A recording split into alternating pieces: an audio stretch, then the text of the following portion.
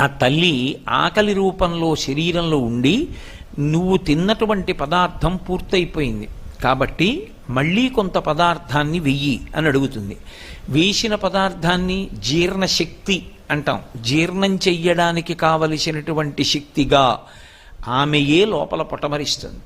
ఒకడికి ఉపన్యాస శక్తిగా, ఒకరికి పాట పాడే శక్తిగా, ఒకరి యందు ఒక మంచి వాద్యాన్ని మ్రోగించగలిగినటువంటి శక్తిగా, ఒకరి యందు కార్యాన్ని దక్షతతో నిర్వహించగలిగినటువంటి శక్తిగా ఆవిడ ప్రచోదనమవుతుంది. ప్రచోదనమై ఆమె ఆయన చేత ఆ కార్యాన్ని సాధింపచేసి ఆయన ఆ కార్యాన్ని సాధించాడు అనేటటువంటి కీర్తిని కట్టపెడుతుంది. అందుకే యశస్విని అని పేరు.